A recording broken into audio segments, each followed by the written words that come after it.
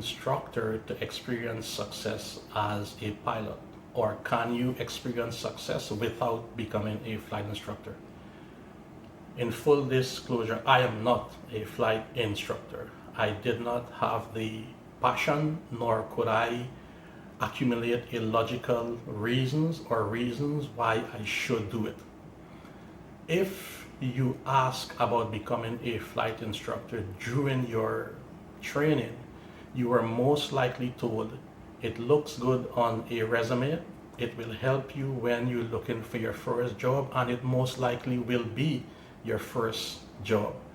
It enables you to be competitive. It also gives you something to fall back on when your aviation career has slowed. You are also most likely told it allows you to better understand the material.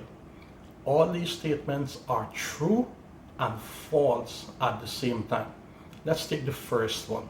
It helps you when getting a job. In 2008, when the US economy crashed, which is now referred to as the Great Recession, there were a lot of pilots who were laid off. In some cases, companies who were still hiring were receiving 100 to 200 resumes for a single position. When this type of condition exists, where there is an oversupply of pilots and an undersupply of jobs, then having that instructor certification on your resume does provide you some advantage, but it's not a great deal of advantage. What companies who are in that advantageous position will consider is whether or not you have the amount of flight time required by their insurance, or if you are type or currently type in the aircraft. If you have or I have an instructor rating on my resume, but I'm not current in the aircraft or I don't have the appropriate flight time, they're not going to hire me.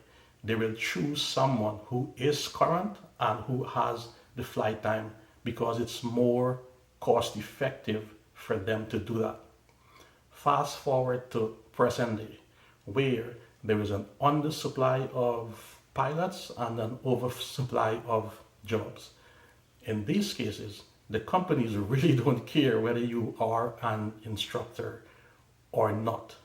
They're just looking at resumes to see whether or not you are typed in the aircraft, if you are current in the aircraft, when was your last recurrent training, and whether or not you have the appropriate amount of flight time to correspond with their insurance requirements. And that's it.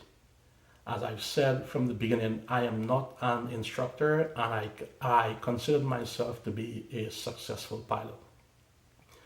As for it giving you a greater understanding of the material, I'm not so sure about that either.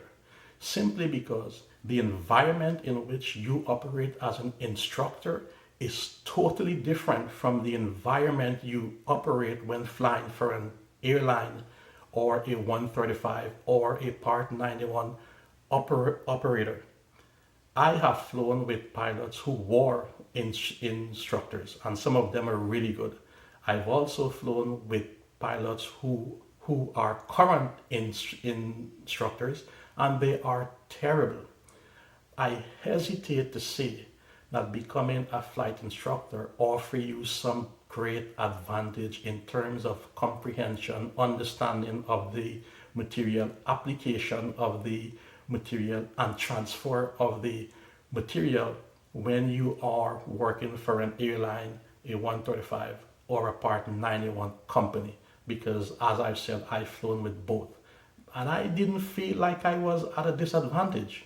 I really didn't. At the end of the day, aviation is repetitive. The more often you do something, the better you get at it. Thus, if an instructor spent a whole year teaching someone and showing someone how to do steep turns, lazy 8, stalls recovery, they should be good at that because that's what they spent a whole year doing. Okay, if someone spent a year in the airline understanding how it works, they will be good at that because that's what they spent an entire year doing. As for it giving you something to fall back on should your aviation career slowed, again, it is true and it is false. Because if the whole aviation sector has slowed down, there aren't a great deal of people who are trying to become pilots. You know, they may be unaware that the industry has slowed down and it's not in their benefit to become a pilot. Yes, but soon they will know that, hey, this probably isn't making much sense because the industry has slowed down. And flight instructing really don't pay as well as you think it does. One, and second, it is a slow way to accumulate flight time. Because I have experienced success without becoming a flight instructor, I recommend to those of you who are currently in flight training to seriously consider whether or not you want to do it. It's not something you have to do.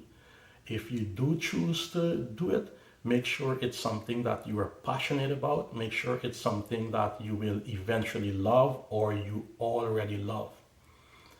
And finally, some instructors end up being instructor for 5 or 10 years.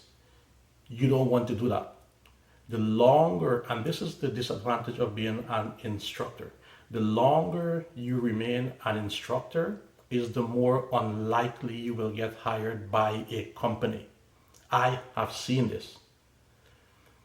So if you do decide to be an instructor, plan to do it for no more than 12 months. And I don't think investing $10,000 to $15,000 on top of the 70 or 80,000 you have already paid for your pilot training just to get a type rating that you can use for 12 months on the off chance that it may be beneficial to you down the road is a wise investment. Again, if you disagree or have comments on anything I've said, link it in the comment section below and I will respond to them personally. I hope this video is informative and helpful to those of you out there who are beginning your journey to becoming a pilot. That's it for this one. Until next time, be good.